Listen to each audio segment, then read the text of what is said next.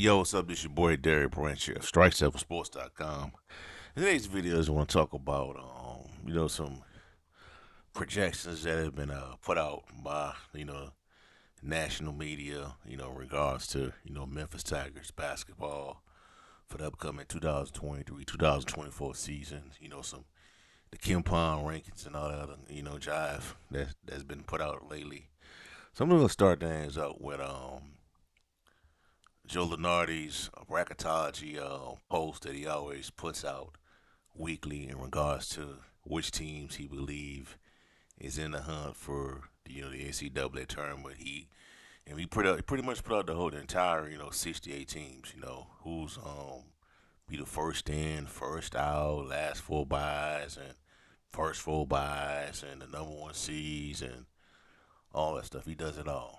But I thought that you know I was under the impression that he just starts these by like December time frame when you get that good grasp of what's gonna happen or what teams gonna be in the mix for the tournament. He starts just early. He starts just before tip off, before the season even starts. And his first one, I think this is his first one for the season that came out 5 days ago on October 10th. Um, in regards to the bracketology post, he has Memphis as a 7 seed. Now, this is his top seeds right here. Well, it's his first team out, last team in. Top seed gonna be KU, the Jayhawks.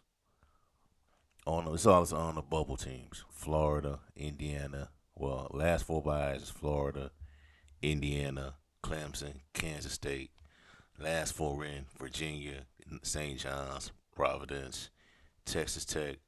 First four out: Xavier, Ohio State, New Mexico, Stanford, Rutgers, Michigan. The next four out is Michigan, Rutgers, Michigan, Boise State, Iowa.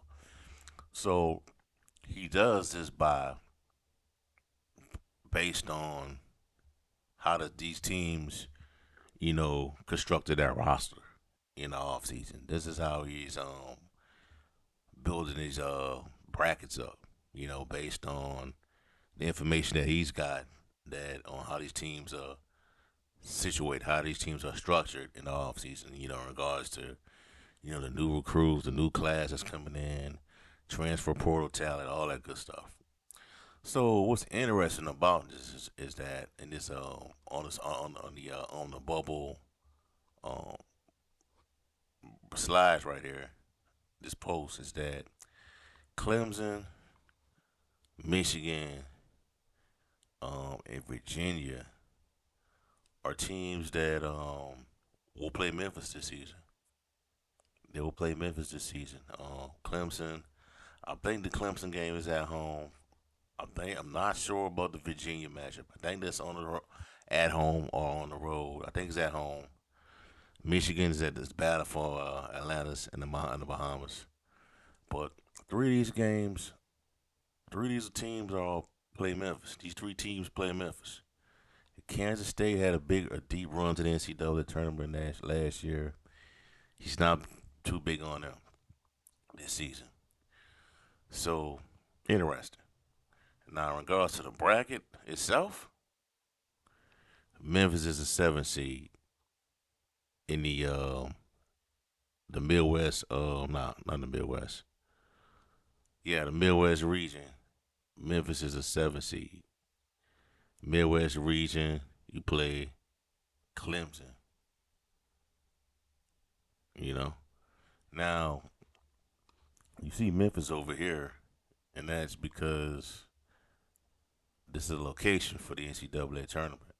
A spot where they'll have the South region, and he has Wisconsin, Florida, Creighton, and Wright State playing in Memphis. But we're gonna take it back to this 7 seed right here. Memphis being the 7 seed, playing in the Midwest region, and they'll be playing against Clemson. So he believes that Clemson will make the tournament. So if they do play Clemson, it'll be a rematch from a game early in the season.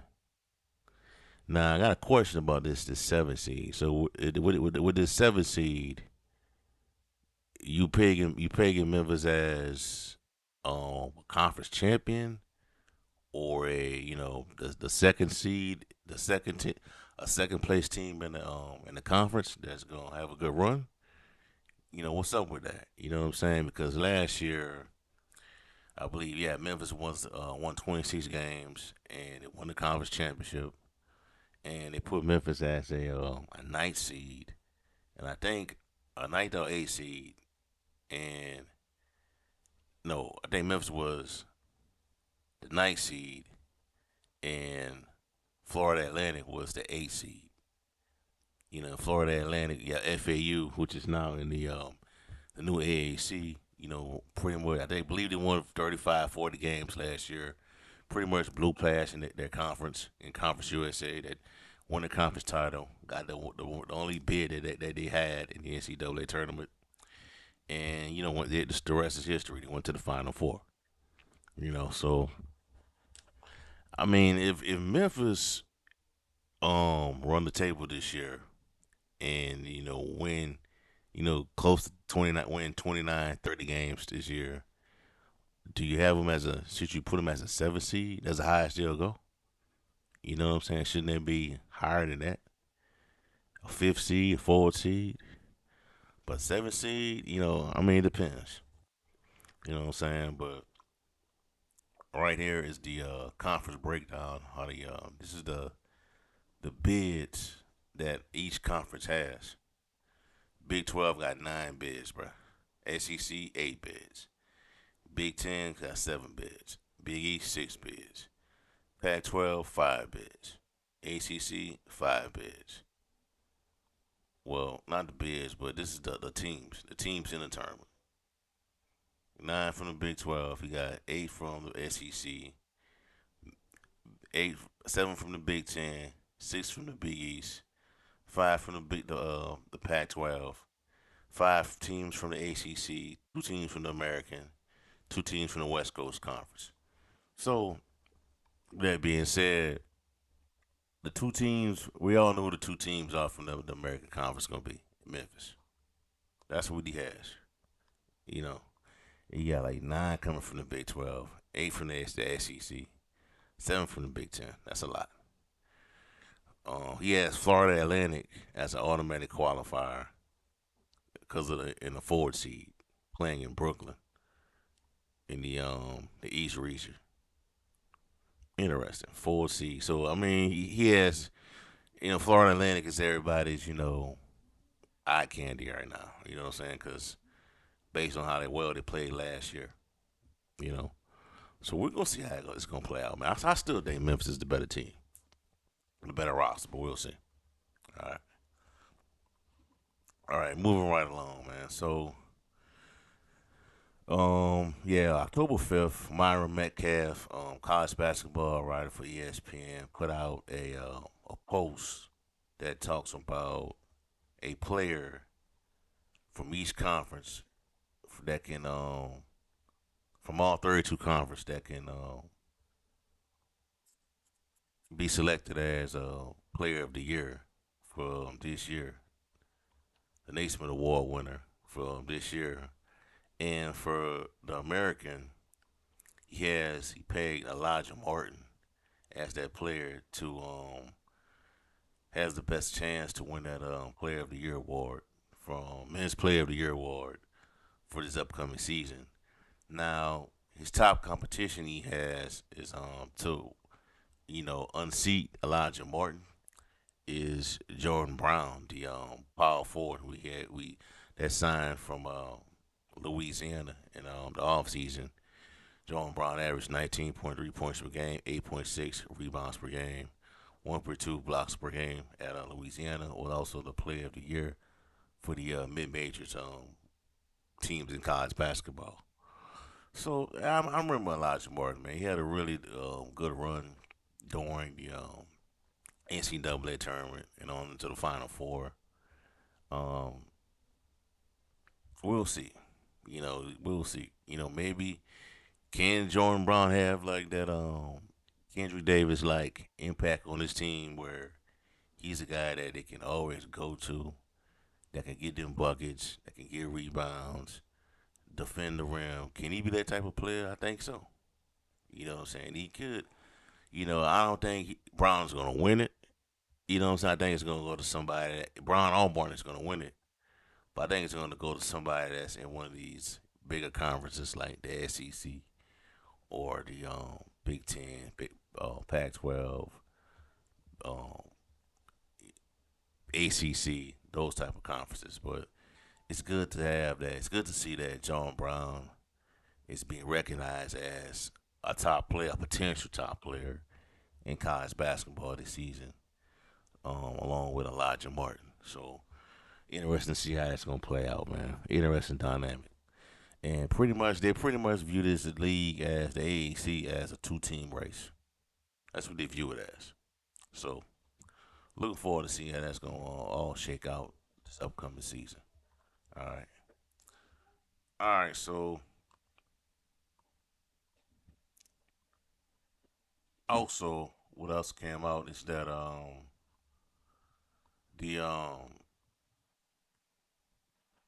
KenPom Rankings came out this season for all the teams, all the projections and things like that, and I got it pulled up by written by Jason Munns of the Court of Appeal, and they have Memphis pegged as a 32, a number 32 in KenPom's overall rankings.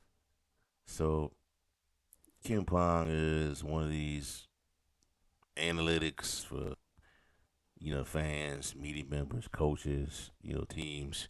It's kind of like Pro Football Focus for college basketball, pretty much. And they project that Memphis will be favored. Um, will be favored in all but three games this season, which will be against T&M and at Florida Atlantic, which is on March 9th, the rematch. And they have predicted that um, Memphis will be have a projected record of 22-7, 22-7 to close out the season, with a 14-4 mark inside with a 14-4 conference record in the AAC. So, with that being said, my thoughts on that is that I know KenPom, that stuff is cool and all that KenPom rankings and things like that, but um, to me, all you gotta do in the real world, stack wins, stack wins, and stack wins, and you will be in the NCAA tournament. Win your conference tournament, do well in your conference tournament, and you will be recognized. I think the American only has two bids, if I'm not mistaken, for two NCAA bids to get in the tournament, and you know, the one goes to the conference winner, the conference championship winner, and the other one goes to the team that has the second best record in the conference, the runner up for the most part. But other than that, man, all the Memphis has to do is just take care of business, man. Take care of business. And I know why they got Memphis not favored against Missouri or Texas A&M. The Texas A&M had a really good team last year. That win against A&M in the FedEx Forum last year paid a huge dividends for the Tigers going down the road. And the rematches in College Station, they're projected to have a really good team. So they kind of favoring the Aggies to win that rematch. Um, Missouri, they're gonna be without Penny Hardaway in that game. Hardaway is spitting for the first three games of the season due to those violations that were reported on. So KenPom rankings is cool, but to me, man, you just gotta take care of business, man. Take care of business, especially in in your non basketball schedule. The non conference portion of your schedule, which has features teams like Missouri, Ole Miss, Texas A&M, Clemson, Virginia, Michigan, Vanderbilt, VCU, etc. have a really good outing in your conference, out of your in your non-conference schedule, and let's see how it's gonna play out. You know what I'm saying? Because the more games you lose on the outside, your non-conference schedule adds up, and it counts against you when you start to vie for these NCAA tournament bids. You know what I'm saying? And it depends. And certain wins could go against you because that team might not even be that good. You know what I'm saying? That team, that Power Five team that you beat, might not even be that good. You know that the Memphis had a win over Auburn. They made the tournament.